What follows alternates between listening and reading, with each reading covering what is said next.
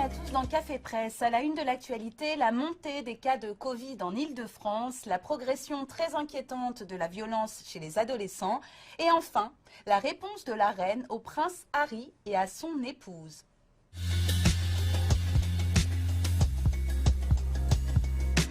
En Île-de-France, des réas en surchauffe, alerte le Figaro. Si le confinement a été prolongé le week-end à Dunkerque, il n'est toujours pas d'actualité en région parisienne, pour reprendre les mots de Jérôme Salomon, directeur général de la santé. Une décision difficilement compréhensible à la lecture des chiffres. 1032 patients Covid se trouvaient en soins critiques mardi en Île-de-France, où le taux d'occupation des lits de réanimation frôle désormais les 90%, soit 30% de plus qu'il y a 3 semaines. Dans les réas, poursuit le Figaro, on s'approche ainsi du pic de la deuxième vague, 1136 patients enregistrés à la mi-novembre. Plus inquiétant également, le nombre de déprogrammations que cette saturation des services implique nécessairement.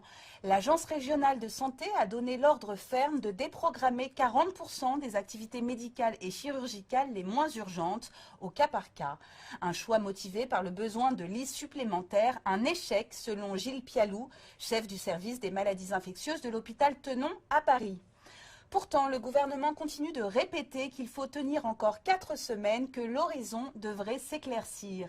Que les gens comprennent qu'on est au stade où tout peut basculer d'un côté ou d'un autre. Le constat actuel, c'est que malgré le variant britannique qui devient majoritaire dans certaines régions, le système de santé ne pète pas pour autant. Alors, il faut s'accrocher, concède un conseiller ministériel dans Le Parisien. Un point de vue bien éloigné de la réalité de terrain décrite par les soignants. Eux redoutent les prochaines semaines qui s'annoncent très compliquées. L'incidence actuelle laisse en effet présager une tension hospitalière très forte dans 15 jours.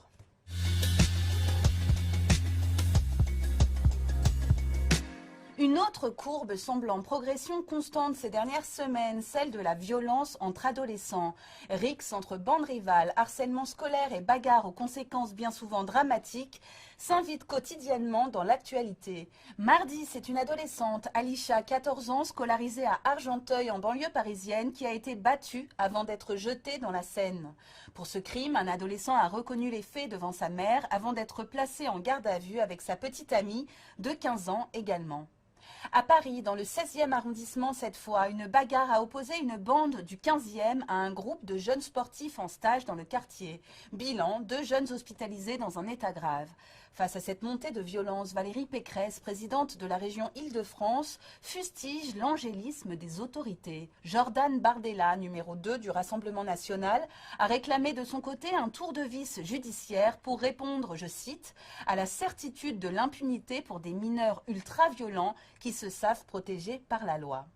Éric Dupond-Moretti, justement, a fait parvenir le 1er mars dernier une dépêche de politique pénale au parquet de Paris, de Versailles et à l'ensemble des parquets de région parisienne.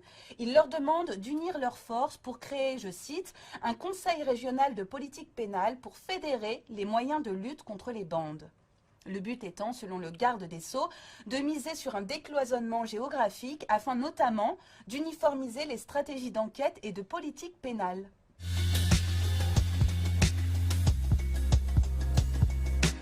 Elisabeth II est enfin sortie de son silence après l'interview choc du prince Harry et de son épouse.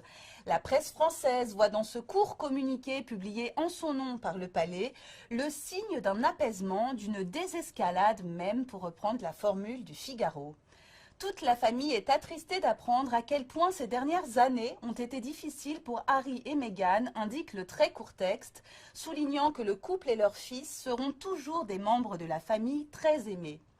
Sur les accusations de racisme, le communiqué précise que les questions soulevées, en particulier celles liées à la race, sont préoccupantes. Bien que certains souvenirs puissent varier, elles sont prises très au sérieux et seront traitées par la famille en privé. La suite au prochain épisode sur Netflix ou ailleurs. Bonne journée à tous et à demain.